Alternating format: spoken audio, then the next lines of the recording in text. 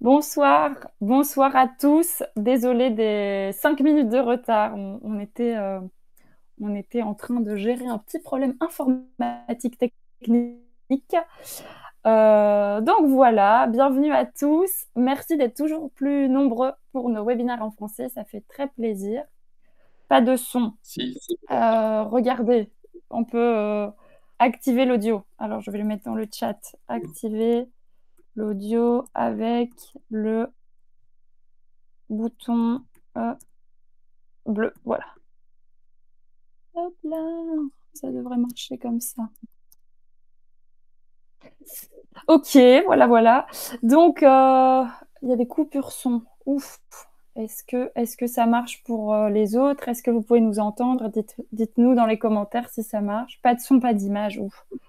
Décidément. Qu'est-ce Alors qui se là, passe? chez nous, ça C'est pas fonctionne. notre jour. Alors, il faut taper sur unmute. Voilà, Jérémy nous l'a écrit Exactement. également. Ça marche pour les autres. Ok, on est bon, tout est Mmh. bon, tout le monde est prêt à nous Tout le écouter. monde C'est n'est pas good. d'accord, hein. Il y en a qui ont le son, il y en a qui n'ont pas le son. Je peux vous dire que, donc, puisque c'est bon pour certains, c'est que ça vient de chez vous si vous n'avez pas le son. Nickel. C'est Bon, bon, ça la marche majorité pour dit moi. que c'est bon. Ok, Donc encore désolée pour les 5 petites minutes d'attente.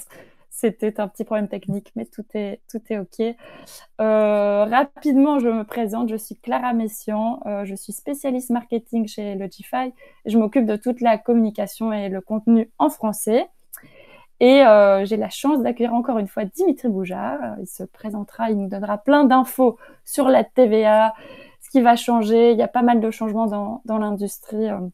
Avec la fiscalité en ce moment, on est presque tous un peu perdus, donc ça nous fera du bien d'avoir pas mal de récaps. Et aujourd'hui, on va vraiment voir la TVA pour la location saisonnière et la conciergerie. D'autres petites infos, le son maintenant c'est réglé. N'hésitez pas à poser vos questions pendant toute la session pour que ce soit interactif. Laetitia ne trouve pas le bouton bleu. Voilà, je vais lui écrire. Et si vous ne pouvez pas rester jusqu'à la fin, on vous enverra bien évidemment un replay, une vidéo YouTube. Vous allez recevoir ça par mail demain dans la journée. Pour pas perdre plus de temps, je vais être très rapide. Il y en a qui nous découvrent ce soir à travers ce webinaire, donc je vais présenter en quelques minutes top chrono Logify et après on rentrera dans le vif du sujet avec Dimitri Boujard. Et encore une fois, merci d'avoir accepté notre invitation. Ça nous fait plaisir de vous avoir et merci à tout le monde d'être connecté. avec plaisir. Donc, ce qu'on va faire, je vais vous présenter très très brièvement Logify et ensuite on parlera de la TVA pour la location saisonnière et la conciergerie et on prendra un petit moment à la fin pour répondre à toutes les questions pertinentes qui sont restées en suspens. Voilà, ok. Contente que ça marche pour vous, Laetitia, c'est parfait. Est-ce qu'on est en pause? On n'est pas en pause, on est en plein travail, Live, Vincent. on est en live. Je pense que sa connexion doit être un petit peu bloquée. Ok. Donc, si vous ne connaissez pas Logify, je sais que la plupart des gens connectés nous connaissent déjà à travers les webinaires qu'on a déjà fait dans le passé. Très brièvement, c'est quoi? C'est un logiciel de location saisonnière qui vous permet de centraliser toutes vos tâches pour votre activité de location. Donc, dans le logiciel, vous avez un PMS pour la gestion des réservations, un channel manager qui vous permet de vous connecter aux différentes plateformes et synchroniser en fait les informations entre elles. Donc, comme ça, si vous êtes connecté sur Booking, Airbnb, Abritel, tout est bien synchronisé. Et ensuite, il y a aussi la possibilité de créer votre propre site de réservation directe pour ne pas passer par les plateformes. Et c'est pour qui? C'est pour les propriétaires de location saisonnière et aussi les gestionnaires de type conciergerie. Et ça sert en fait à optimiser la gestion et à automatiser le maximum de tâches qu'on doit faire au quotidien quand on gère une location ou plusieurs locations parce qu'on sait que c'est un travail à temps plein. Ok. Donc sur la même plateforme, vous avez le Channel Manager qui est très utile quand vous êtes connecté à plusieurs plateformes. Il y a le créateur de site web si vous voulez avoir votre propre site web, recevoir des paiements directs et des réservations sur votre site à vous. Il y a un PMS pour la gestion des réservations. On a pas mal d'outils d'automatisation et des outils IA. Par exemple, on a un assistant IA qui vous permet de répondre automatiquement aux demandes qui reviennent assez fréquemment. On a aussi un outil de smart pricing pour mettre en place une tarification intelligente qui se base sur la saisonnalité, la demande. On a une application mobile, comme ça, même en déplacement, vous pouvez tout gérer et en un seul coup d'œil, vous pouvez voir quelles sont les réservations, les demandes. Et aussi, on a toute une partie d'analyse pour avoir un suivi des performances en fonction soit des locations, des propriétaires, donc pour voir un peu comment ça se passe, si tout va bien pour votre activité, si vous pouvez faire des changements, etc. Donc tout ça se retrouve au même endroit. Et quand vous lancez avec Lodify, vous avez toute une intégration au départ qui est personnalisée. Donc on ne vous abandonne pas dans le grand bain, on vous guide au départ. Il y aura un expert qui sera avec vous pour bien voir quelles sont vos demandes avec le logiciel et qui vous aidera à tout mettre en place dès le départ. Et si vous avez des questions, bien sûr, il y a un service client en français. Et la nouveauté, ce qui change, c'est qu'on a lancé le mois dernier Lodify Smart Locks parce qu'on s'est rendu compte en fait que la moitié des propriétaires chez nous ou des gestionnaires proposaient en fait un accueil autonome sur place, donc pas de remise des clés physiques, mais bien des serrures connectées ou des digicodes. Donc maintenant, on a cette fonctionnalité qui permet d'avoir toutes vos serrures connectées dans Lodify et de générer automatiquement les codes d'accès pour chaque réservation, les envoyer automatiquement. Ça, vous ne devez pas le faire à chaque fois. C'est aussi pratique si vous devez créer des codes pour, par exemple, votre équipe, si vous avez une équipe de ménage, une conciergerie. Vous avez aussi des codes permanents pour tous les employés. Si vous avez des questions là-dessus, on a une page qui explique toute la nouveauté. Je peux vous l'envoyer dans le chat si ça vous intéresse. Voilà, c'est la nouveauté. Si vous voulez explorer Lodify, vous faire votre propre idée, n'hésitez pas, il y a toujours 7 jours d'essai gratuits et c'est sans engagement. Donc, vous pouvez regarder un peu comment ça se présente, comment ça marche, créer votre site, voir la synchronisation et puis faire le tour du produit. Et maintenant, est-ce qu'on ne rentrerait pas dans le vif du sujet comme on est déjà un petit peu à la bourre? Est-ce que vous voulez vous présenter, Dimitri Boujard, pour ceux qui ne vous connaissent peut-être pas? Merci Clara, je vais me présenter rapidement. Je suis Dimitri Boujard, avocat en droit immobilier et fiscalité immobilière inscrit au barreau de Paris depuis 1995. Je suis expert dans ces domaines de location courte durée, conciergerie, sous-location et je suis moi-même investisseur immobilier. Donc ce qui me plaît, c'est d'aider les gens à gagner du temps et de l'argent grâce au droit et à la fiscalité dans ce domaine immobilier qui change, il faut bien le dire, Clara, très souvent en ce moment dans notre beau pays. Je sais que Lodify s'est implanté en France il y a quoi, 2 ans, 3 ans? C'est ça, le produit existe depuis longtemps, mais on fait toute la communication. On a le produit complètement en français depuis 2 ans. Il est bien Voilà. lancé, mais c'est assez récent. Oui. Donc c'est récent, mais vous êtes arrivé juste au moment où il y a énormément de choses qui changent, effectivement. Alors, ce soir, nous avons choisi avec Clara d'aborder l'angle de la TVA, puisque à l'occasion notamment du vote de la loi de finances, la TVA est revenue sur le devant de la scène, mais en réalité, cette question de TVA était déjà quelque chose dont vous deviez vous préoccuper dès 2024. Et je vais revenir très précisément là-dessus. Alors, déjà, qui est concerné? Eh bien, si vous êtes un propriétaire qui loue en courte durée. Également, si vous êtes une société de conciergerie, alors que vous soyez sans carte G ou avec carte G, je vais peut-être revenir brièvement sur la différence.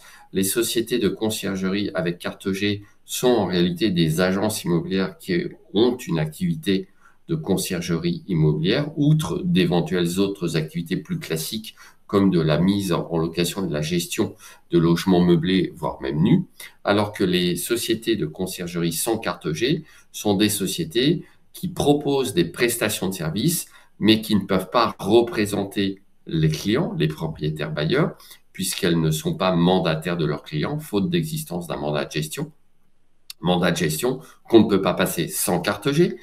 Elles n'encaissent pas non plus de fonds pour le compte des clients. Elle propose uniquement des activités de prestation de services. Je reviendrai un petit peu à la fin de notre entretien sur les contrats que je propose à cet égard. Donc, deux grands types de clientèle. On peut avoir aussi les sous-loueurs, mais je rangerai les sous-loueurs immobiliers dans la catégorie des propriétaires, puisqu'en fait, ce sont les sous-loueurs qui opèrent les locations en courte durée. Ce sont donc eux qui vont être potentiellement soumis à ces questions de TVA. Alors, rappel, la location immobilière en France est une activité civile, qu'elle soit nue ou meublée. Ça fait des années qu'on a un débat sur Internet avec des confrères et avec divers experts, plus ou moins experts effectivement, sur la nature civile ou commerciale de la location meublée en courte durée. Tout le monde est loin d'être d'accord, mais il s'avère, et vous allez voir, hein, c'est important, suivez bien le déroulement des choses, puisque la question de l'arrivée et de l'assujettissement à la TVA découle de ce que je suis en train de vous expliquer. Donc, activité civile, confirmation en janvier 2024, donc il y a tout juste un peu plus d'un an, de la nature civile de l'activité de loueur meublé en courte durée, sauf, nous dit la Cour de cassation, activité de para-hôtellerie. Et vous allez voir que la para-hôtellerie est étroitement liée à la question de la TVA qui nous occupe ce soir. Alors, activité de para-hôtellerie, c'est bien beau de vous dire ça, activité de para-hôtellerie, mais qu'est-ce que la para-hôtellerie? La para-hôtellerie, c'est une activité qui n'est plus une activité d'hébergement, mais une activité commerciale de location touristique avec des prestations de services annexes. Donc, le fait de proposer des prestations de services annexes à la partie purement logement / hébergement rend cette activité commerciale. Et comme toute activité commerciale, oui, Thierry nous dit 3 des 4 services, je vais y revenir, effectivement.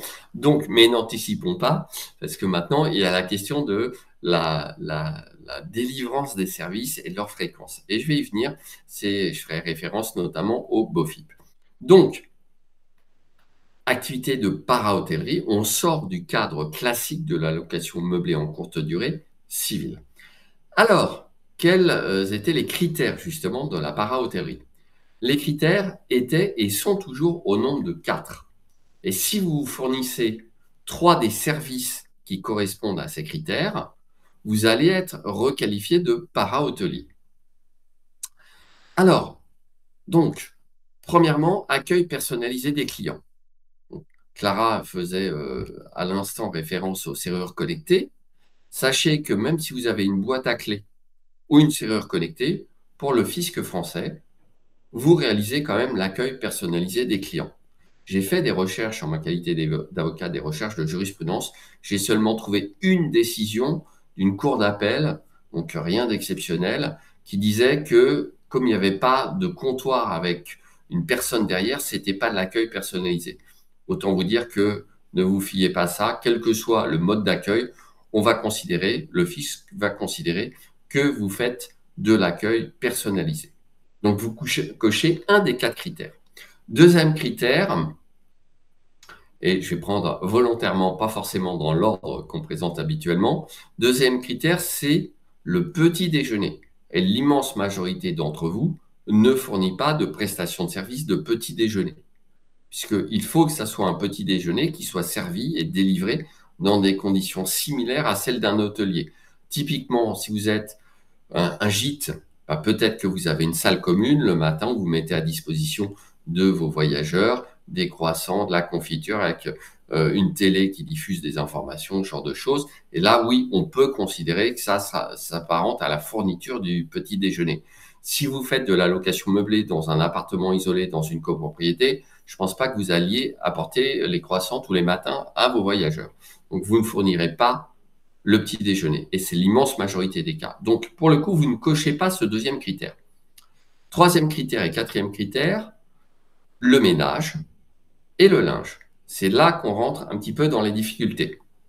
Avant le 7 août 2024, le fisc considérait, au regard de la doctrine administrative fiscale bien sûr, le fisc considérait que pour pouvoir remplir le critère du ménage, et donc cocher un autre des critères, il fallait que le ménage soit opéré pendant le cours du séjour des occupants.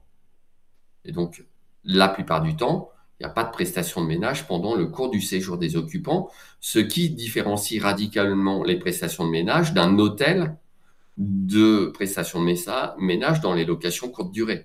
puisque dans l'hôtellerie, effectivement, on peut demander à ce que sa chambre soit faite tous les jours et qu'il y ait le ménage qui soit fait tous les jours. Dernier critère, quatrième critère, c'était le linge. Et quand on dit linge, c'est le changement de linge. Encore une fois, avant le 7 août 2024, la doctrine fiscale administrative considérait qu'il fallait que le linge soit changé pendant le cours du séjour des occupants. Et je vais venir effectivement à la durée du séjour puisque c'est ce qui est déterminant. Et tant qu'on ne changeait pas le linge pendant le séjour d'un occupant, qu'il reste là 2 jours, 3 jours, 15 jours ou 3 semaines, ce critère n'était pas rempli. Donc la plupart du temps, vous ne remplissiez qu'un seul des 4 critères et vous restiez tranquillement avec votre activité civile de loueur meublé en courte durée. Pas de para-hôtellerie. Par une instruction purement administrative en date du 7 août 2024, qui est parue au BOFIP, bulletin officiel des impôts, d'accord? Et je vais vous donner la référence pour ceux que ça intéresse. C'est donc l'instruction. Je vais même vous copier-coller le champ, comme ça, vous pourrez vous y référer si vous le souhaitez. Donc c'est TVA, champ d'application et territorialité, opérations imposables en raison de leur nature, prestations d'hébergement hôtelière et para-hôtelière et location meublée à usage d'habitation. Vous pourrez noter qu'on parle de location meublée à usage d'habitation, ce qui est parfois un petit peu étonnant. Alors, je vous copie la référence de l'instruction BOFIP dans le champ de la conversation. Et maintenant, je vais vous citer justement ce qui a changé le 7 août. Voilà. Alors, fourniture du petit déjeuner, c'est ce que je disais, ça n'a pas changé. D'accord? Nettoyage des locaux. Donc, le nettoyage des locaux est caractérisé dès lors qu'il est effectué avant le début du séjour et qu'il est proposé au client de façon régulière pendant son séjour. Donc, jusque-là, tout allait bien. Cette régularité est appréciée en fonction de la durée du séjour du client et des normes d'hygiène habituelles dans le secteur de l'hébergement. Un nettoyage hebdomadaire des locaux est ainsi considéré comme suffisant. Bon, c'est 1 fois par semaine. Dans l'hôtellerie, on peut nettoyer tous les jours sa chambre. Remarque, et ça c'est ce qui est nouveau au regard du 7 août 2024, c'est donc cette petite ligne, remarque, qui est en caractère 8 ou 9, donc une police moins importante. On dirait presque que le fisc a voulu minimiser l'importance de ce qu'ils sont ajoutés. Remarque, lorsque le séjour est d'une durée inférieure à 1 semaine, la condition est satisfaite lorsque le nettoyage est au moins effectué avant le début du séjour. Si je vous traduis ça en bon français, vous avez un séjour de moins d'1 semaine, il me paraît à peu près évident que vous allez faire le nettoyage et le ménage avant l'arrivée du prochain occupant. D'accord? Donc, alors, je précise que ce n'est pas un lien cliquable, c'est juste les références du BOFIP. Voilà, mais je peux vous mettre d'ailleurs le lien cliquable si vous le souhaitez. Ça pourra vous être utile. Tant qu'à faire, autant faire les choses à fond. Et ça vous permettra d'aller vérifier tout ça en tant que de besoin. Donc, avant cette remarque, qui est sibylline, qui tient en 1 ligne et demie, si vous faisiez le ménage entre 2 séjours de moins d'1 semaine, vous ne remplissiez pas ce critère. Désormais, avec cette simple petite remarque, ce critère est considéré comme rempli. Donc, vous le voyez, attention, parce que, évidemment, vous avez l'accueil personnalisé, 1 critère sur 4. Et puis maintenant, si vous proposez des séjours de moins d'1 semaine et que vous faites le ménage entre 2 occupants, ce qui est quand même le cas de l'immense majorité d'entre vous, vous remplissez ce critère. 3e critère, fourniture du linge de maison. Donc, c'est draps, serviettes, thé d'oreiller, etc.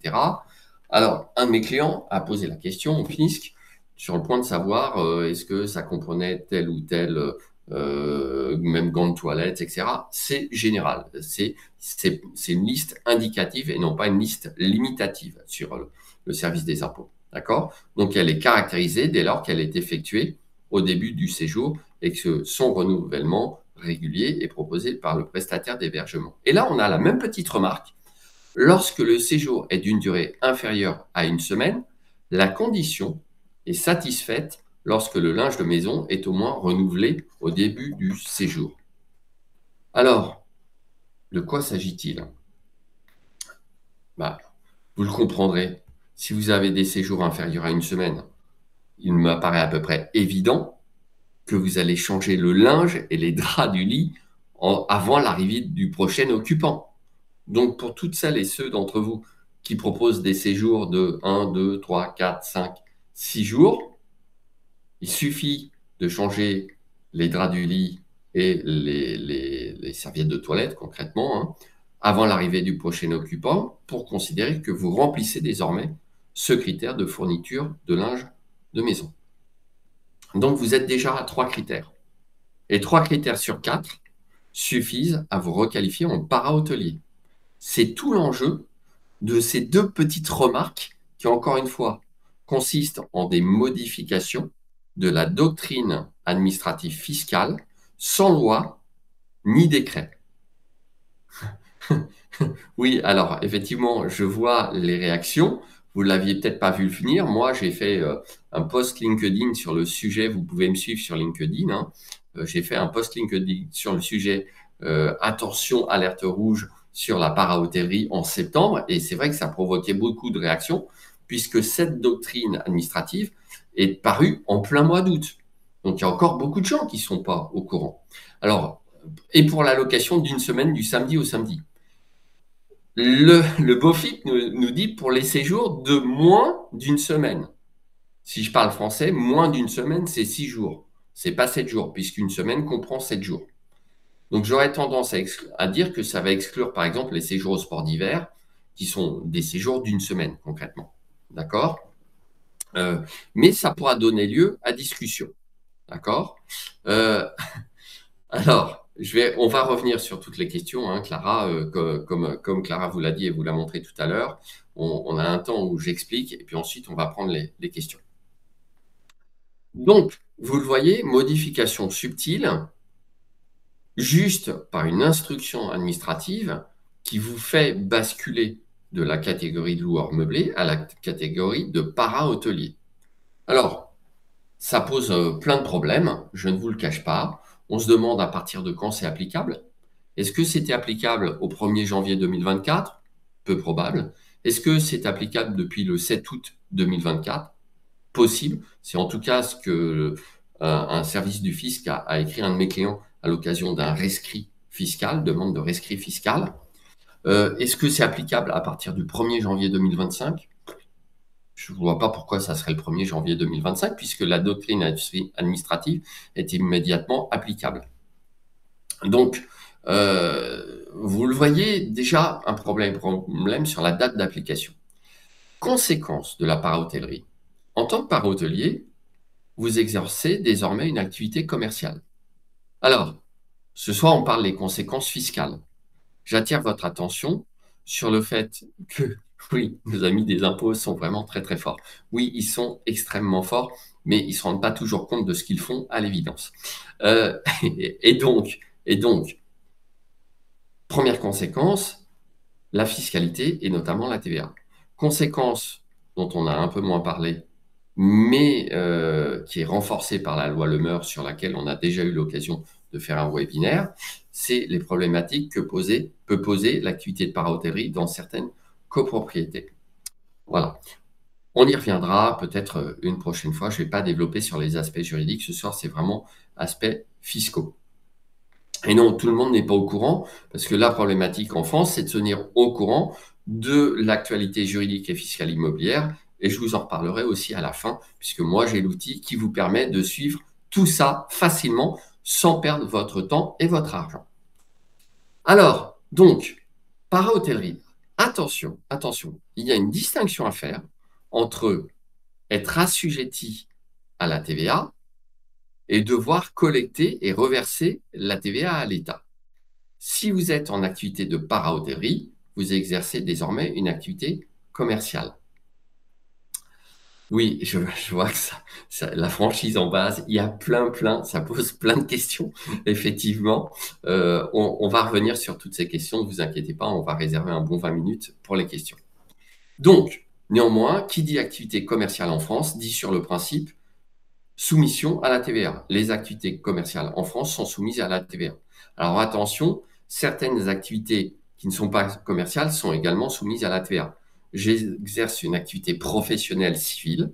Mon activité d'avocat n'est pas une activité commerciale, d'accord? Pour autant, si vous me consultez, je vais vous facturer de la TVA. Si je vous vends une prestation de service ou un contrat, par exemple, je vais vous facturer de la TVA et pourtant, mon activité n'est pas commerciale.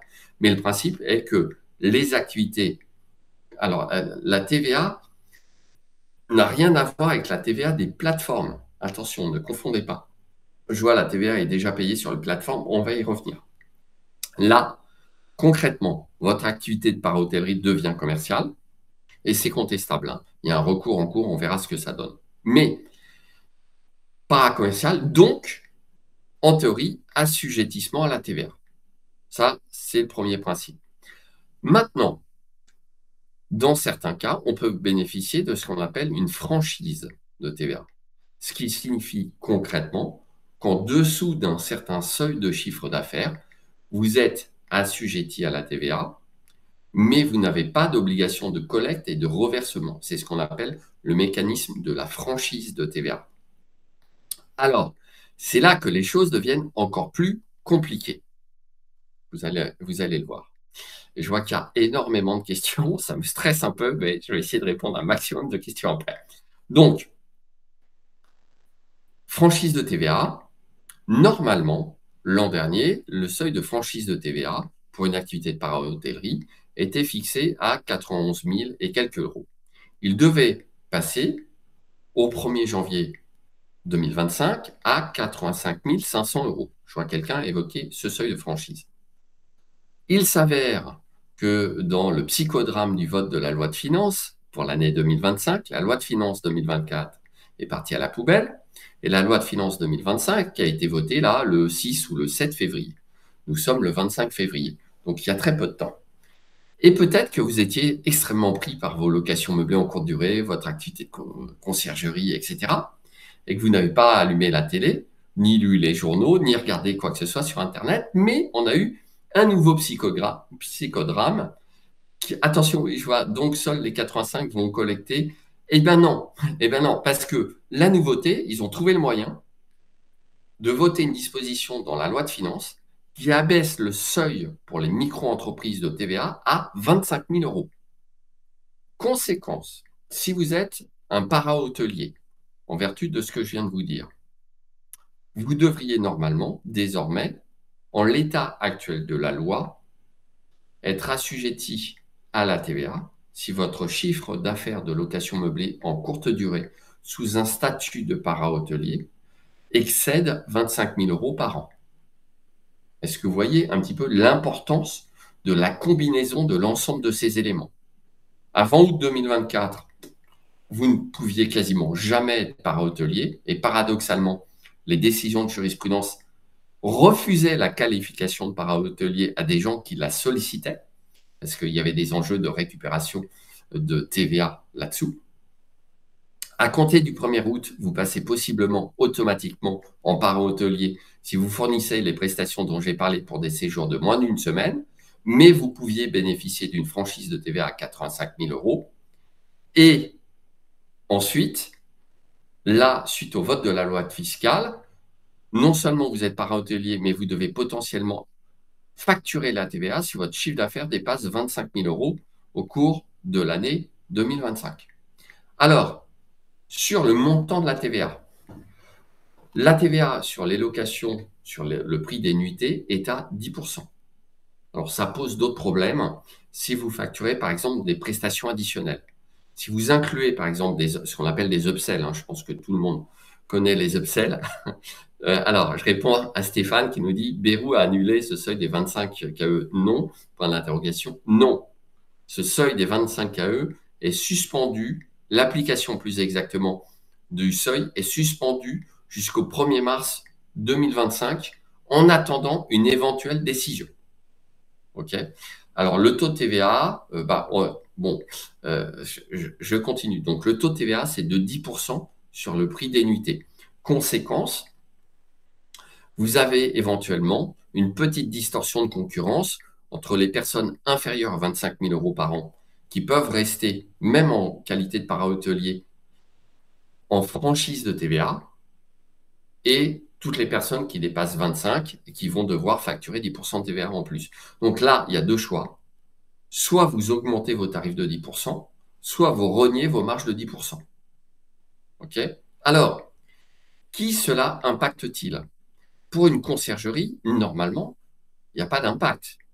Ça a un impact pour le client de la conciergerie, puisque le client de la conciergerie, c'est le propriétaire. OK? Si vous avez une conciergerie sans carte G, vous n'avez pas d'obligation de conseil renforcé vis-à-vis de vos clients propriétaires, puisque vous n'avez pas de carte G. Vous n'êtes pas le mandataire, vous n'êtes pas un professionnel au sens de la loi Hoguet. Mais je vous invite quand même peut-être à signaler la chose au client.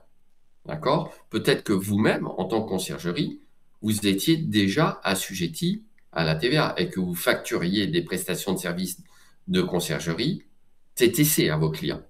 Auquel cas, votre client, il va devoir facturer 10% dans le prix de ses nuitées, mais en contrepartie, il va pouvoir déduire de ses factures toute la TVA qu'il paye, par exemple, sur vos factures de prestations de services de conciergerie. D'accord? Donc, il ne faut pas tout confondre. Là, la TVA dont je vous parle ce soir, c'est la TVA sur le prix des nuitées. Et ce n'est pas la TVA par rapport aux plateformes, etc. Oui, les plateformes facturaient déjà de la TVA. D'accord? Mais ça n'a rien à voir avec la TVA sur le prix des nuitées. Donc, vous vous retrouvez potentiellement avec des loueurs courte durée modestes qui ne sont pas assujettis à la TVA et des loueurs courte durée plus importants qui vont être assujettis à la TVA. Je me permets de voir le commentaire de Jean-Luc. Oui. Si on prend le problème ou le sujet du point de vue du propriétaire qui est une personne physique mais qui sous-traite à une conciergerie, dans ce cas-là, c'est lui qui devra payer la TVA, c'est ça? Oui, exactement. C'est le propriétaire qui paye la TVA. Tout à fait. Donc oui, ça génère énormément de questions. Et non, je ne suis pas capable de vous dire comment tout ça, sur quoi tout ça va déboucher concrètement, puisque suite au tollé des micro-entrepreneurs, la mesure de l'abaissement du seuil de franchise de TVA à 25 000 € a été suspendue. Alors ça pose énormément de questions. Déjà, est-ce que cet abaissement du seuil de franchise de TVA est applicable aux sociétés? C'est pas clair pour moi. D'accord? J'ai pas eu le temps de lire les plus de 300 pages de la loi de finances parce que j'ai pas mal d'activités, vous en doutez. Il m'avait semblé comprendre que ça ne s'appliquait qu'aux micro-entreprises. J'en suis même plus certain, parce qu'apparemment, il n'y a pas de distinction dans la loi de fiscale. D'accord? Alors, attention, il y a une franchise en base, mais la TVA, donc si vous savez déjà que vous dépassez le seuil de la franchise, vous devez facturer la TVA dès le premier euro de dépassement. D'accord? Ça c'est une chose. Ensuite, je vais reprendre un peu les questions du coup, parce que sinon on en aura vraiment trop. Alors, est-ce que je remonte, hein, Clara, du coup, je m'en occupe. Vous parlez de durée d'une semaine. Si le séjour dure 15 jours et que le ménage est fait entre deux séjours de 15 jours, vous ne remplissez pas les critères de la para-hôtellerie. C'est vraiment pour les séjours de moins d'une semaine. Je vous ai mis le lien vers le BOFIP. Est-ce que le terme para-hôtelier est valable uniquement pour les pros ou particuliers également? En fait, si vous êtes un particulier, mais que vous remplissez les critères, vous devenez un para-hôtelier. Donc, je ne sais pas ce qu'on appelle pro. Si vous louez une chambre chez vous occasionnellement, vous ne remplirez pas les critères de la para-hôtellerie, parce que vous n'arriverez tout simplement pas au montant du chiffre d'affaires. Donc là c'est pareil. Ces questions posent énormément de problèmes de définition. Si linge est proposé simplement en location, est-ce pareil? Il y a des discussions, il y a des malins qui commencent déjà à dire oui, mais c'est un service additionnel, oui, mais ceci, oui, mais cela. Moi, j'ai tendance à dire que si c'est un service additionnel, oui, bien sûr. C'est comme par l'intermédiaire de. C'est-à-dire qu'un propriétaire peut se dire oui, mais c'est pas moi qui propose, c'est la conciergerie. Non, ça ne marchera pas. Par l'intermédiaire d'une conciergerie, vous serez requalifié en para-hôtelier. Simplement, le BOFIP nous dit pour la fourniture du linge de maison. En revanche, la mise à disposition d'une laverie sans renouvellement du linge de maison ne suffit pas, et de citer un arrêt d'une cour administrative d'appel de Lyon du 3 avril 2014. Donc, si les gens lavent eux-mêmes leur linge, et qu'il n'y a pas de renouvellement, ça suffit pas. Mais ça, c'est pas au regard de la remarque, hein. Cet arrêt qui date de 2014, je pense qu'il était déjà cité avant la modification de l'instruction.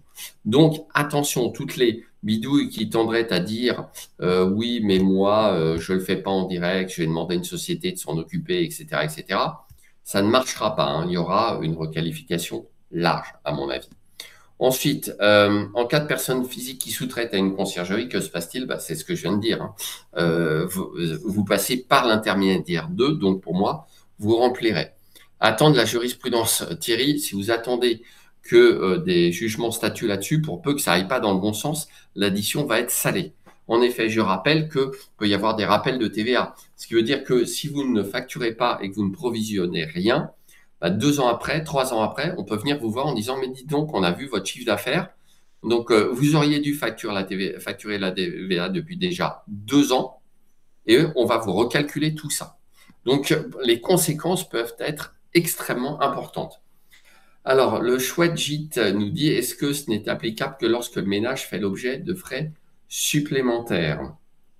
Alors, si il n'y a pas de frais mentionnés dans les annonces, mais que vous faites le ménage, en théorie, oui, c'est applicable, puisque le critère n'est pas la facturation, mais la prestation. D'accord? Après, moi, je ne jouerai pas à ça. C'est-à-dire qu'il y a des gens qui m'ont dit, moi, c'est pas grave, dans mes annonces, je ne vais plus mettre que le linge est fourni, je ne vais plus mettre que le ménage est fait, puis en pratique, je vais le faire. Ça, c'est de la fraude, hein, clairement, à mon avis. Donc, ne jouez pas, n'essayez pas de jouer au plus malin là-dessus. Béatrice nous disait TVA est déjà payé sur les plateformes. Quelle est la différence? C'est pas la même TVA. Je vous parle de TVA sur le prix des nuitées. Roni nous dit j'agis en tant qu'agent avec carte G. Je reverse les loyers au propriétaire qui est assujetti à la TVA. Déjà, si vous êtes une agence immobilière, vos propres prestations de services sont assujetties à la TVA. Et qui est assujetti, vous n'êtes jamais que le représentant en tant qu'agent immobilier avec une carte G du propriétaire. Donc, c'est le propriétaire qui facture, oui, vous allez devoir avertir, puisque vous avez un devoir de conseil, hein, vous êtes un professionnel de l'immobilier, le propriétaire, que le prix de cette unité va devoir être majoré de 10% de TVA. Et le propriétaire doit donner son tarif avec la TVA inclus, effectivement. Est-ce que le taux change? Alors, je ne sais pas quel changement il y a, c'est surtout qu'il y a de la TVA sur un taux de 10%. Alors Guillaume, donc seuls les plus de 85 vont collecter. Non, les plus de 25 en l'état actuel de la loi fiscale, mais l'application de cette nouvelle disposition est suspendue jusqu'au 1er mars 2025. Donc si vous regardez le replay, vérifiez ce qui s'est passé entre la date du webinaire et la date à laquelle vous regardez le replay.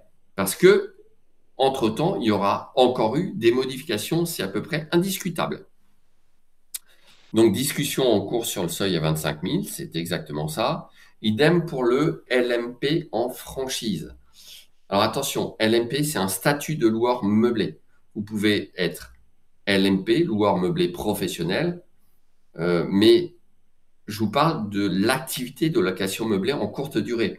Un LMP peut ne pas faire de location meublée courte durée et être simplement LMP parce que le montant total de ces locations meublées excède le montant de ses revenus d'activité professionnelle. Donc, ça n'a rien à voir. D'accord?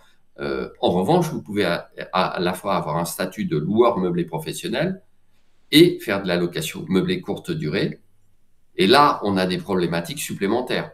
Est-ce qu'on prend en compte le total du chiffre d'affaires du loueur meublé, incluant les locations meublées en courte durée? Et du coup, quelle va être la base d'établissement de la TVA? Alors, pour moi, je le dis tout net, la base d'établissement de la TVA, c'est le chiffre d'affaires uniquement sur les locations meublées en courte durée. Puisque ce n'est pas parce que vous devenez para-hôtelier sur les locations meublées en courte durée que les règles de non-assujettissement par principe des locations immobilières en France sont bouleversées. Si vous faites de la location meublée à l'année, que ce soit en nu ou en meublé, vous n'êtes toujours pas assujetti à la TVA sur ces locations, très clairement. Nathalie nous dit, peu importe si on est particulier ou SCI. Si vous êtes en société civile immobilière, ça peut potentiellement s'appliquer également à vous, bien sûr. Alors, par contre, si vous avez plusieurs SCI, ce n'est pas le cumul du chiffre d'affaires de chacune des SCI. Chaque SCI est une personne morale indépendante. Pas si je suis une SARL. Je ne sais pas là ce que ça veut dire. Donc, Berou n'a pas annulé le seuil des 25, c'est suspendu pour l'instant. Chiffre d'affaires total, avec un point d'interrogation, je ne sais pas de quel chiffre d'affaires vous parlez. Quel est le taux de TVA? 10%. Alors, Renaud nous dit le seuil des 25 KE ne concerne que les micro-entrepreneurs et pas les sociétés. Tout le monde n'a pas la même lecture de la loi fiscale. Et là, moi, je réponds joker pour l'instant. Désolé. Avez-vous les seuils pour les DOM? Non, je n'ai pas regardé les seuils pour les DOM. Est-ce qu'un LMNP est un micro-entrepreneur? Excellente question. Vous avez un numéro de siret. Et au regard du droit social, eh bien, vous savez que lorsque vous franchissez certains seuils, vous devez vous immatriculer à l'URSSAF. Donc là, LMNP, normalement, votre régime est celui des particuliers. Et potentiellement, vous êtes LMNP en dessous de 23 000 euros de chiffre d'affaires, ce qui correspond d'ailleurs à l'immatriculation à l'URSSAF, 23 000 euros de chiffre d'affaires pour les loueurs meublés en courte durée, mais qui ne correspond pas au seuil des 25 000 euros pour la TVA. Donc, est-ce qu'un LMNP est un micro-entrepreneur? Je pense que la vraie question, c'est quel est le montant de votre chiffre d'affaires en courte durée, que vous soyez LMNP ou LMP. Et si ça dépasse 25 000, potentiellement, vous êtes para-hôtelier et donc assujetti. L'autre question subsidiaire, est-ce qu'un para-hôtelier est un micro-entrepreneur?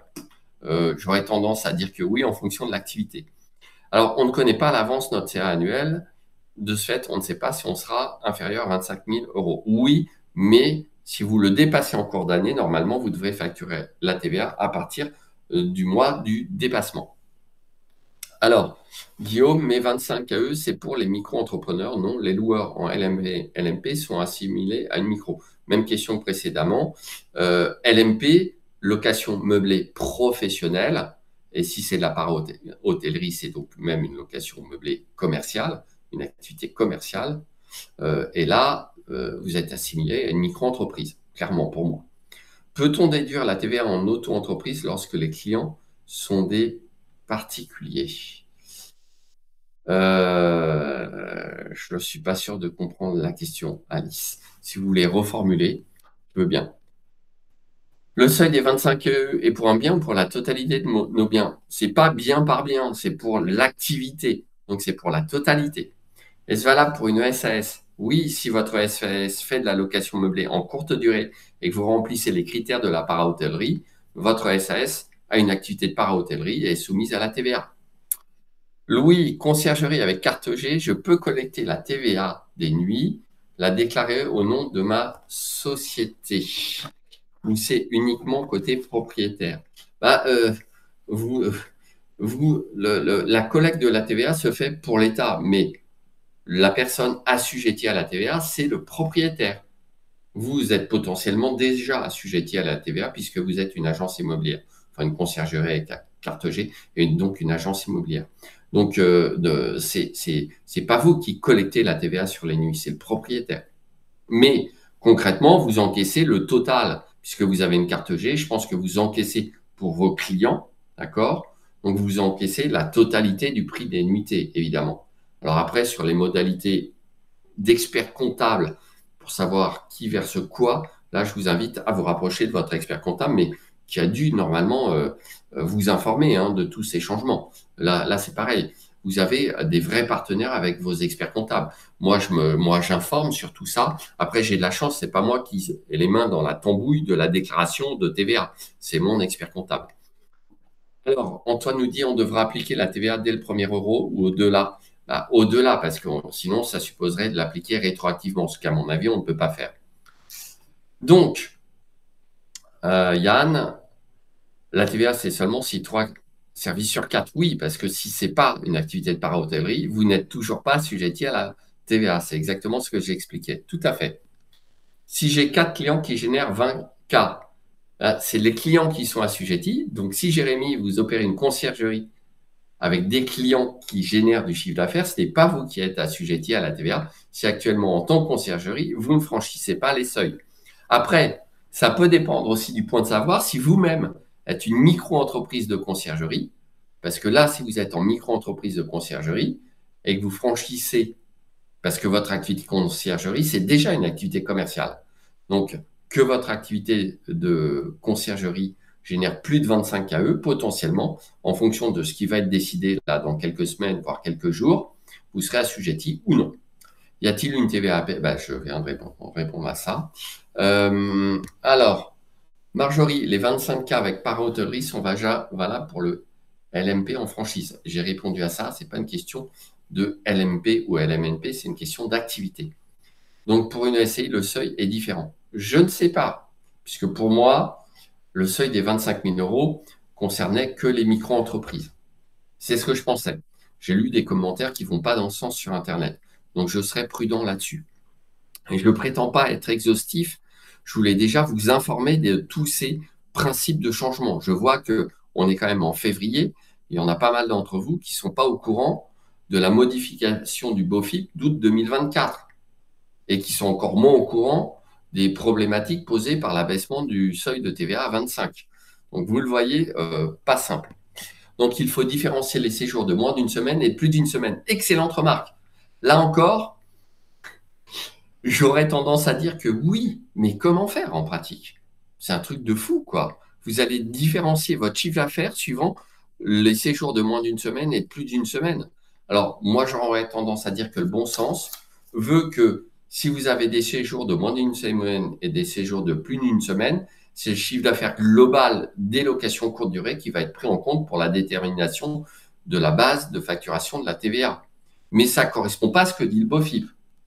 D'accord? Puisqu'effectivement, si votre séjour est de plus d'une semaine, les services de linge et de prestation de ménage ne sont pas considérés comme fournis.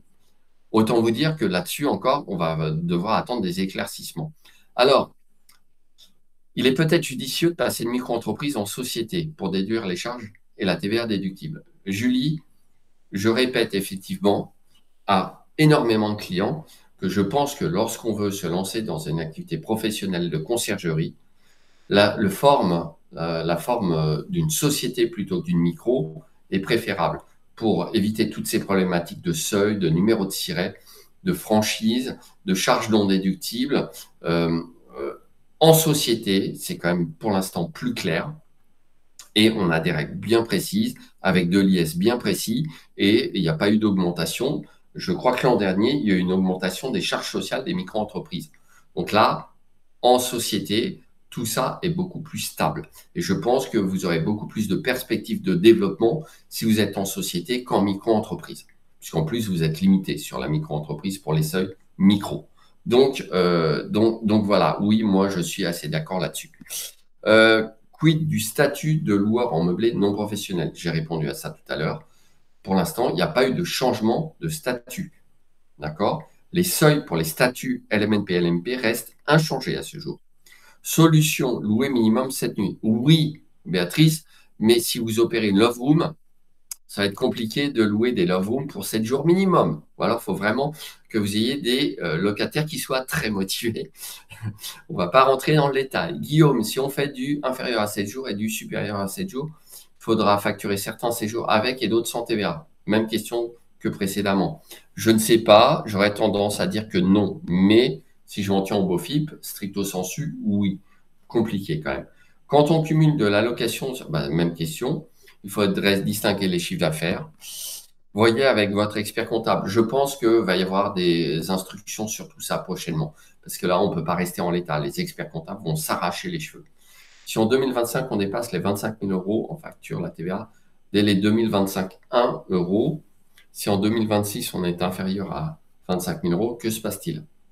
Si on repasse sous le seuil de franchise, j'aurais tendance à dire qu'on ne facturera plus la TVA.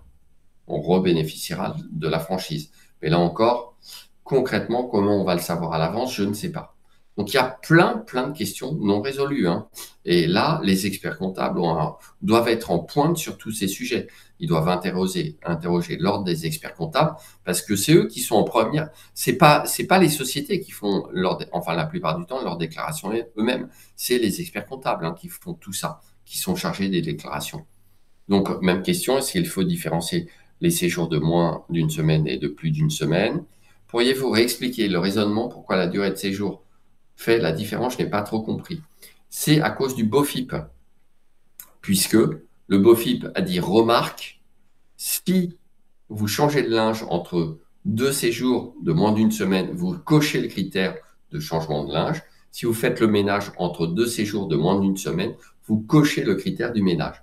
C'est cette remarque du BOFIP et je vous ai copié-collé le lien pour aller le lire de vos propres yeux. Alors, je pense que cette modification a été opérée suite à un avis du Conseil d'État de l'été 2023. Et sur tous ces sujets, si vous voulez aller plus loin, pouvoir même télécharger, par exemple, les décisions de jurisprudence, je vous invite à rejoindre mon podcast, Le droit d'investir. Donc, je vous copie-colle le lien du droit d'investir dans le chat, puisque c'est ce que je vous propose chaque semaine, à savoir un épisode avec de l'actualité juridique et fiscale pour vous permettre de vous tenir au courant de toutes ces évolutions sans avoir à passer des heures sur Internet. D'accord? Donc, chaque semaine, vous connectez à la plateforme quand vous avez rejoint la communauté du droit d'investir. Vous pouvez écouter l'épisode de la semaine, mais également les épisodes de toutes les semaines précédentes. Vous pouvez une fois par mois vous connecter à une plateforme, c'est en Zoom que je le fais, mais avec tous les autres membres de la communauté pour me poser pendant 2 heures vos questions en direct. Donc ça, c'est chaque mois. Et vous pouvez en plus bénéficier de toutes les autres ressources du podcast, puisque c'est un fichier audio, et vous pouvez écouter le podcast pendant que vous faites autre chose. Donc, allez voir la page du droit d'investir. N'hésitez pas à me rejoindre. Je précise également que depuis la dernière fois qu'on a fait un épisode, j'ai rédigé un contrat de conciergerie avec carte G, qui est une hybridation entre le mandat de gestion et le contrat de conciergerie à proprement parler. Donc, c'est quelque chose qui me semble beaucoup plus adapté qu'un mandat de gestion tout simple. Parce que par expérience, je sais qu'ils ne sont pas très adaptés à la conciergerie pure. Alors, on nous dit le législateur est devenu fou, il ne contrôle plus, il ne maîtrise plus ses propres lois et décrets. En fait, là, pour le coup, c'est pas le législateur sur la modification des critères. Et j'attire votre attention sur le fait qu'il y a un recours et qu'il n'est pas impossible que les critères de passage en para-hôtellerie, tels que mis dans le BOFIP suivant une simple instruction administrative, soient annulés. Donc, alors après, ils reviendront sans doute avec une nouvelle loi. D'accord? Mais tout ça sera à suivre. D'où l'intérêt de me rejoindre dans le droit d'investir, puisque là, vous allez arrêter de perdre du temps avec tout ça et vous serez informé des changements semaine par semaine. D'accord? Il y a aussi un groupe privé, le droit d'investir, un groupe Facebook. Et là, je poste aussi des choses pour les alertes. Alors, je suis une SRL, mon entreprise vient de passer à la TVA suite au conseil de mon expert comptable et donc monter mes prix de 10% pour couvrir au séjour supérieur à une semaine depuis le 1er janvier, car trop peur d'un rappel. Si vous êtes une SARL qui opère elle-même la location courte durée, oui, le prix de vos nuitées doit désormais être facturé avec 10% de TVA.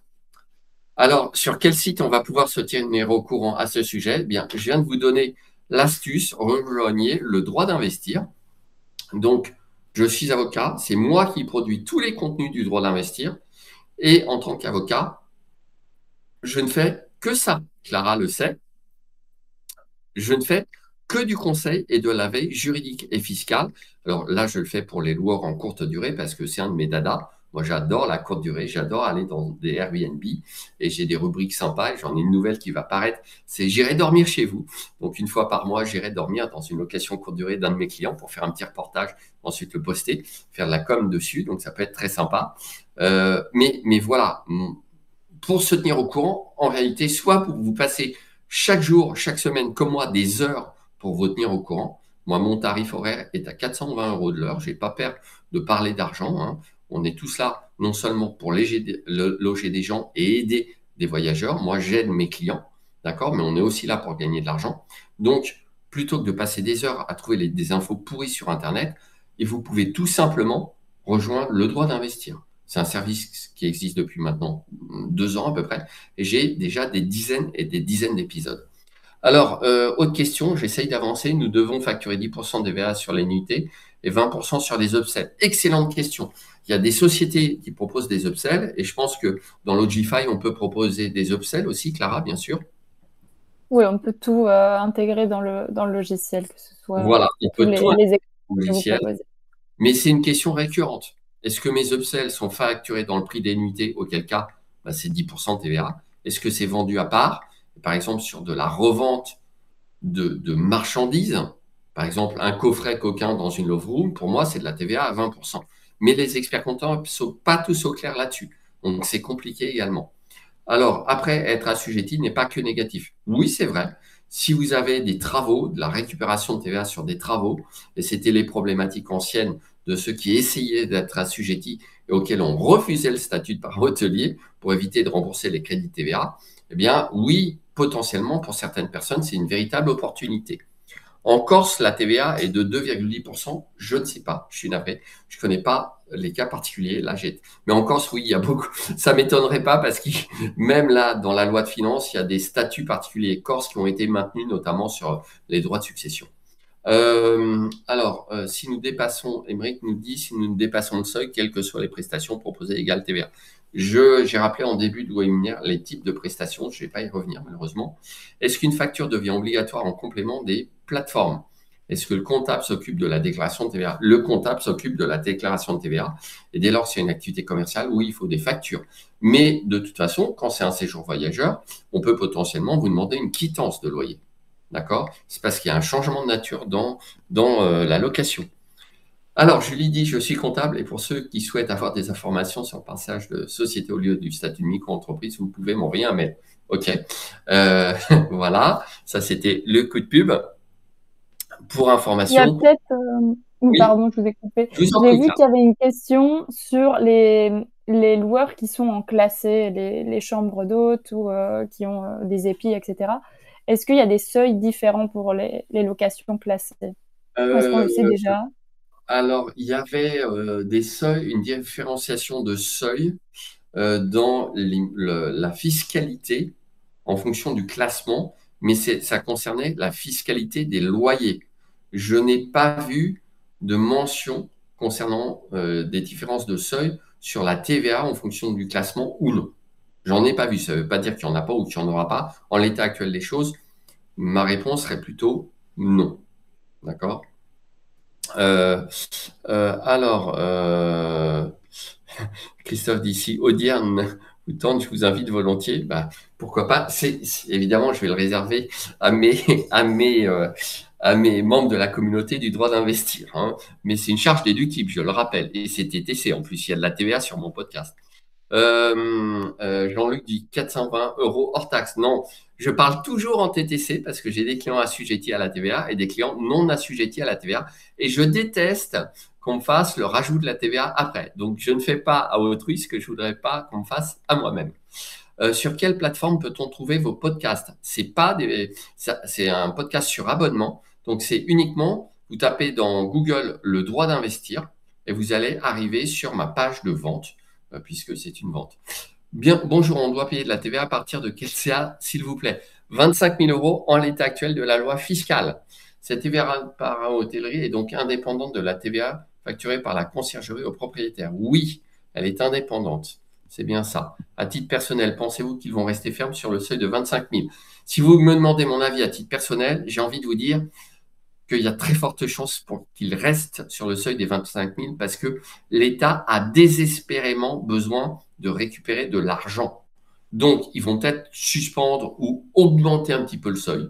Il y aura peut-être quelques aménagements, mais on va certainement pas rester à 85 000. Ça, pour moi, c'est cuit, archi cuit. Et si même il restait jusqu'à la fin de l'année, comme à la fin de l'année, le déficit du budget sera colossal, je veux bien prendre le pari, hein. Ils vont pas tenir le budget, ça c'est sûr. Donc oui, si c'est pas cette année, dans le pire des cas, l'abaissement se fera l'an prochain. Peut-on différencier les biens afin d'être en dessous de 25 pour ne pas payer la TVA? Non, sauf si vous faites de la location meublée par ailleurs longue durée, la location courte durée. Alors Nicolas, donc tant que ça génère beaucoup de questions, Clara. On a encore 5 minutes. Oui, on peut prendre encore. On est arrivé un peu à la bourre, alors on Ouais, peut voilà, rester peut-être on va si essayer tout de le monde est d'accord, répondre 5 aux minutes. questions, sauf si elles sont redondantes et que j'ai déjà répondu. Donc, tant que le Moi, il y a CA, une question que je trouvais intéressante. J'ai vu, allez-y, il y en a allez-y. beaucoup qui sont passés. Je pense que ça venait d'Alexandre et c'était un peu comment contourner la loi. Mais bon, c'est vrai qu'il y a des propriétaires qui considèrent que le locataire, en partant, fait le ménage lui-même, plus ou moins. Est-ce que dans ces cas-là, on dirait qu'il n'y a pas de ménage, qu'il n'y a pas de Alors, part s'il n'y a pas hôtellerie de sur frais de ça, quoi? ménage et qu'il n'y a pas de prestation de ménage, non, le ménage n'est pas réalisé. Si c'est le locataire qui le fait lui-même. Je sais que dans les locations de vacances à la montagne, ça se faisait très souvent. C'est-à-dire que on arrivait, on allait chercher les draps à l'agence, on s'installait nous-mêmes et on était censé faire le ménage en fin de séjour dans les locations un peu à l'ancienne. Mmh. D'accord? Maintenant, c'est vrai qu'avec les locations courte durée type Airbnb, où c'est une prestation clé en main, ça se fait moins. D'accord? Mais si vous êtes encore sûr, c'est le client qui fait le ménage, ce que je vous déconseille, franchement, le client, c'est pas un prestataire de ménage. Et je vous le dis, j'ai rédigé aussi un contrat de nettoyage pour cadrer vos relations avec les micro-entreprises de nettoyage. C'est indispensable. Contactez-moi. D'ailleurs, Clara, vous pouvez peut-être taper dans le chat mon adresse mail. Je vous laisse le soin de le faire pour prendre d'autres questions. Mais voilà, pour toutes ces questions de contrat, il faut être super au carré. Alors, zut, je vois plus le chat. Voilà. Donc, ensuite, j'ai une société commerciale qui possède plusieurs biens. Ça, c'est Renault. Immobilier loué nu, loué meublé en longue durée, loué meublé en courte durée pour certains. L'objet social de la société est entre autres une activité para-hôtellerie. Question, la TVA ne concerne que les locations meublées de courte durée. Oui. Est-ce que les biens concernés par la location de courte durée peuvent échapper à l'IFI au titre des biens professionnels? Là, sur l'IFI, c'est plus compliqué que ça. C'est en fonction du seuil des locations par rapport au montant de vos activités. Mais là, je ne peux pas répondre à ça en 2 minutes. Je suis désolé, c'est beaucoup plus complexe. Si je comprends bien, le régime de la part hôtellerie s'appuie depuis peu sur les revenus déjà collectés en 2024. Pas évident. Il y a un rescrit fiscal dans le podcast. Le droit d'investir, il faut que je le reposte. Il avait sauté, je l'avais mis. Donc, il y a des précisions complémentaires suite à une question d'un de mes clients directement au fisc, mais la réponse n'était pas claire de la part du fisc. La fiscalité des plus-values est aussi un bon sujet. Oui, mais c'est pas pour ce soir, les plus-values. Le régime d'imposition micro, BICO ou réel simplifié peut-il changer d'une année à l'autre? Je ne sais pas, mais tout peut changer, ça c'est clair. Pour les micros, est-ce que nous devons payer de la TVA sur les charges URSSAF? Non, il n'y a pas de TVA sur les charges URSSAF, rassurez-vous. Quels sont les critères pour para-hôtellerie et donc assujetti à la TVA? Vous êtes arrivé en cours de route, je les ai cités, vous verrez le replay. Une fois qu'on est assujetti à la TVA, il est donc possible de la récupérer également, mais là en totalité ou en proportion. Vous récupérez la TVA sur toutes les prestations que vous payez vous-même et qui sont assujetties à la TVA. Oui, ça c'est clair. Donc plus vous payez de TVA, plus vous en avez de la déductible sur la TVA que vous collectez sur le prix de vos nuitées. Ça, c'est évident. Quel est le taux de TVA pour une prestation de ménage effectuée par un prestataire de services micro-entrepreneur non assujetti à la TVA? Ben, s'il n'est pas assujetti à la TVA, il ne doit pas vous facturer de TVA. Donc, il n'y a pas de taux. Comment paramétrer les 10% dans Logify? Y a-t-il un lien tutoriel? Le tutoriel, on ne l'a pas encore, c'est une bonne idée, on pourra le faire en vidéo, il n'y a pas de souci. Vous avez dans les taxes locales, en fait, vous pouvez ajouter tous les suppléments, les taxes, la TVA que vous voulez mettre sur les prix. Vous pouvez aussi appeler le service et on le fera avec vous. Donc voilà, c'est dans les taxes locales. Mais Ah, c'est une bonne idée de faire un tutoriel, ouais. On va y penser. Jérôme nous dit donc avec 2 numéros de siret, je ne vois pas comment vous pourriez avoir 2 numéros de siret pour la même activité de location meublée, je vous le dis tout net, et un partage des biens si on reste chacun en dessous de 25, on évite la TVA. Je ne jouerai pas à ça, je pense pas. Je pense que ça va être globalisé au niveau du foyer fiscal.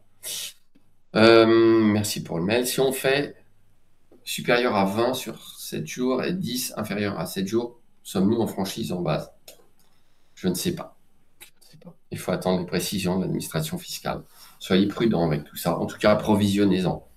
Ou prévoyez avec votre expert comptable de faire des provisions. Avez-vous une position sur la déductibilité des travaux faits avant la loi? Perdu. C'est pas sur la TVA, c'est pas une loi, c'est une modification par une instruction BOFIP. Donc oui, il y a plein de gens qui râlent en disant on m'a refusé la déductibilité de la TVA sur mes travaux avant que je sois parent-hôtelier. Maintenant, je suis parent-hôtelier et c'est trop tard. Oui, c'est énervant, mais pour moi, c'est perdu. C'est un couple marié à 2 biens, possible d'avoir 2 fois le seuil de 23 000 euros. Alors non, non, non, non, c'est par foyer fiscal. clairement. Marié, pacsé, c'est une seule fois 23 000. Certains députés ont failli faire passer la TVA à 10% sur l'ensemble des locations courte durée.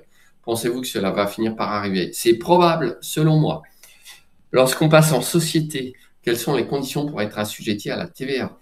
Le seuil de franchise de TVA pour des activités de prestation de services, c'est 37 500 euros de mémoire. Et je ne sais pas si ça changera ou pas.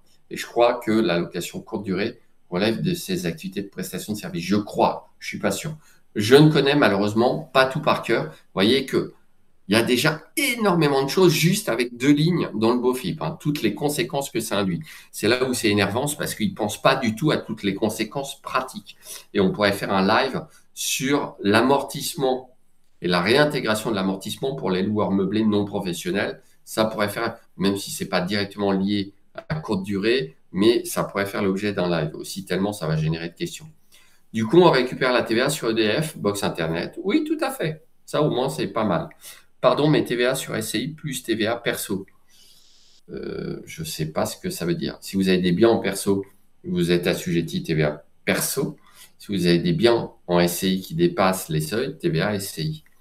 Le taux de TVA pour une conciergerie en micro est de 10 ou 20% pour les prestations de gestion. Alors, si vous n'avez pas de carte de G, vous ne faites pas de gestion immobilière, je vous le rappelle, et venez me voir pour le contrat de gestion. Enfin, le contrat de gestion. Contrat de gestion, si vous êtes en carte G, si vous n'êtes sans carte G, contactez-moi pour avoir le bon contrat. Et d'ailleurs, j'en profite pour vous dire que le dernier épisode de mon podcast, Le droit d'investir, va particulièrement intéresser les conciergeries, puisque j'ai fait un épisode sur la possibilité ou non de faire paraître les annonces immobilières sur vos propres sites Internet. Je sais qu'on dit toujours que ce n'est pas légal. Moi, je considère que c'est légal sous certaines conditions. Donc, raison de plus, il y a beaucoup de contenu dans le droit d'investir pour les conciergeries. D'accord? N'hésitez pas à me contacter. Le mieux serait d'être au réel et assujetti à la TVA. Finalement, on reverse à l'État les 10%, on les récupère, certes. Ni perte ni de bénéfice pour le propriétaire ou l'État. Alors, bénéfice pour l'État, évidemment. L'argent, il va dans la poche de l'État. Il lui sert à payer ce qu'il finance par ailleurs à crédit. Mais ayez conscience que l'État n'a pas d'autre argent que le vôtre, hein, celui du contribuable ou de la société. Donc, en revanche, pour une société assujettie à la TVA, la TVA est effectivement neutre, puisqu'on facture de la TVA, mais on la récupère. Donc, on facture de la TVA pour le compte de l'État. Il vous transforme en collecteur d'impôts, au sens large. En revanche, il y a toujours un impact pour la société ou la micro-entreprise qui se retrouve à facturer de la TVA, l'impact étant sur sa marge. En effet, soit il est capable de répercuter les 10% de plus sur le prix des nuitées, mais là, il y a un problème de concurrence, soit il rogne sa marge de 10%, c'est ce que je disais au départ. La question du taux TVA du ménage concernait la facture adressée à mes clients locataires et non pas celle de mon prestataire de service. Si vous faites du ménage et que vous facturez des prestations de ménage et que vous êtes assujetti à la TVA, votre taux de prestation de TVA sur le ménage, pour moi, c'est 20%.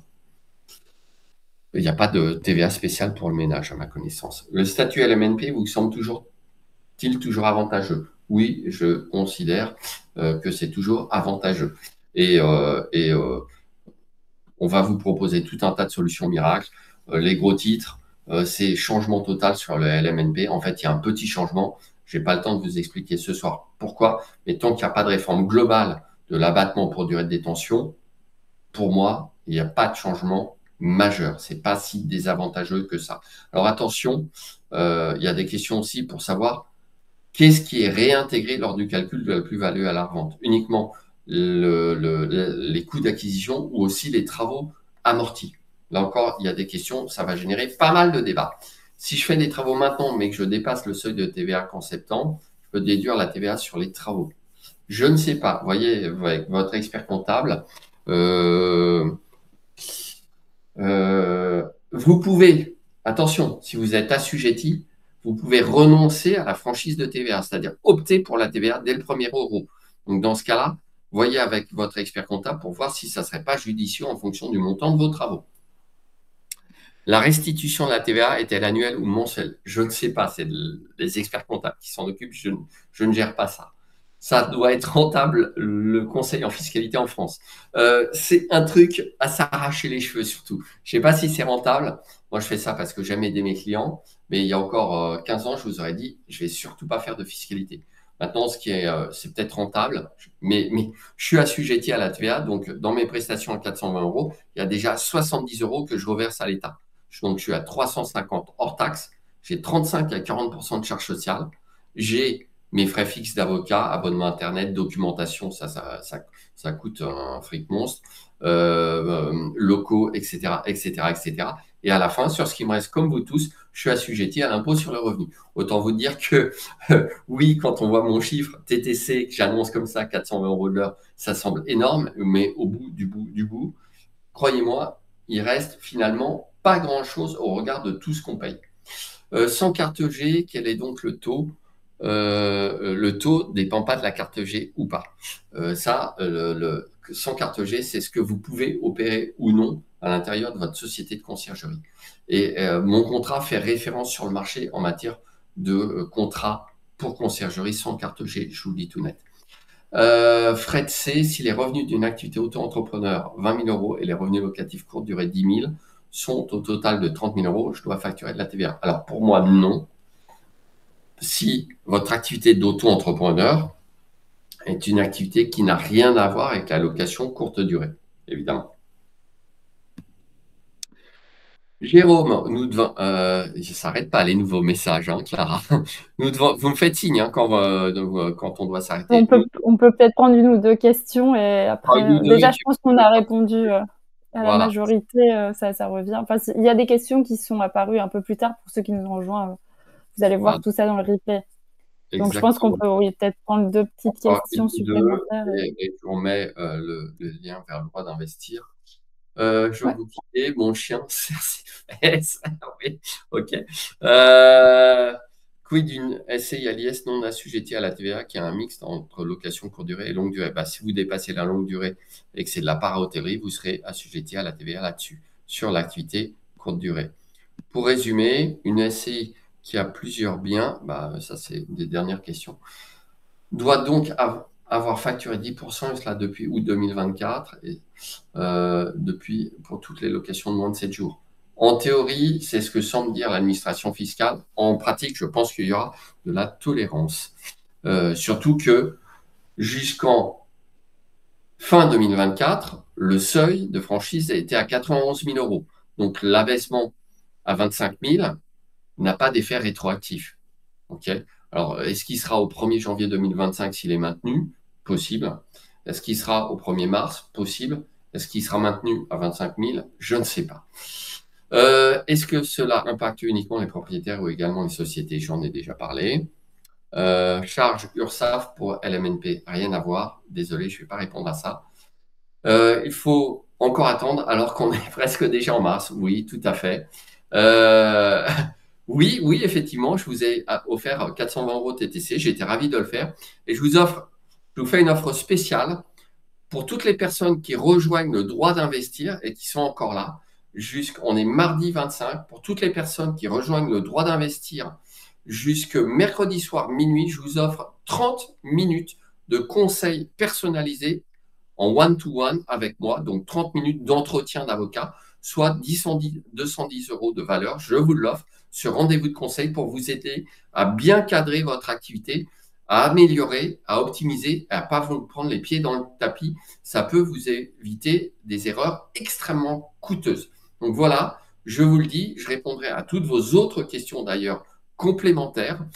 Et c'est une offre que je fais de temps en temps. Donc le podcast, c'est 47 euros. Il n'y a pas d'engagement de durée. Vous bénéficiez de tout le contenu déjà existant. Et je vous offre en plus 30 minutes de conseils pour tous les abonnements pris jusqu'à demain soir, y compris si vous regardez le replay d'ici demain soir, c'est-à-dire mercredi 26 à minuit. Dites-moi simplement, vous m'envoyez un mail, un messenger. J'ai mon site internet. Si vous n'avez pas mon mail, vous pouvez me trouver Dimitri Boujard dans Google. Je suis à peu près partout. Vous me retrouverez très facilement. Donc, profitez de cette offre et allez voir aussi mes avis Google. Vous comprendrez pourquoi vous avez tout intérêt à ne pas rater le coche. Vous allez voir que vous en aurez vraiment pour largement plus que votre argent. Voilà, j'ai été ravi de vous offrir cette heure de webinaire avec Clara. C'est toujours un plaisir aussi de travailler avec des gens comme Clara et des sociétés comme Logify. Vous avez besoin de plus en plus d'être au courant. Ça n'arrête pas de changer. Et croyez-moi, vu la trajectoire des finances publiques en France, c'est amené à évoluer toute cette année, voire jusqu'en 2026 et 2027. Oui, c'est vrai. Ben, nous, on est très contents d'avoir une intervention comme ça de temps en temps dans les webinaires. C'est vrai que ça suscite beaucoup d'intérêt. On est tous un peu perdus. Enfin, tout le monde était déjà perdu avec la loi Le Meur. Donc, la TVA, c'est vrai que c'est aussi un sujet qui... Voilà, on a eu autant de questions dans le webinaire parce que c'est compliqué et qu'il y a toujours des situations très uniques pour chaque propriétaire, chaque conciergerie. On aurait pu faire un marathon de 5 heures sur ce sujet, je crois, parce qu'il y a eu énormément de questions. Donc, merci beaucoup à tout le monde qui s'est connecté ce soir. Ça nous fait super plaisir. On était plus de 700 inscrits. On va essayer d'organiser plus de webinaires en français, comme d'habitude. Donc, restez connectés. On essaye de aussi publier les infos sur le blog.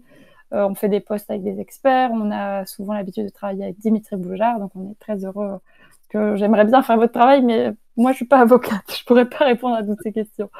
Donc, c'est super. Je sais pas, le mot de la fin, qu'est-ce qu'on peut dire? Bah, suivez les Le mot de la actualités. fin, oui, oui, oui, suivez les Ça pourra actualités, mais changer. le mot de la fin, c'est un mot positif. On va rester sur une note positive, puisque beaucoup de gens s'interrogent sur la fin de la location courte durée, etc. En France, pas du tout, c'est tout le contraire. La France est restée la première destination touristique au monde l'an dernier, d'accord? Alors oui, on est obligé de se tenir au courant, on est obligé de faire des ajustements, mais en réalité, la location courte durée continue son essor en France.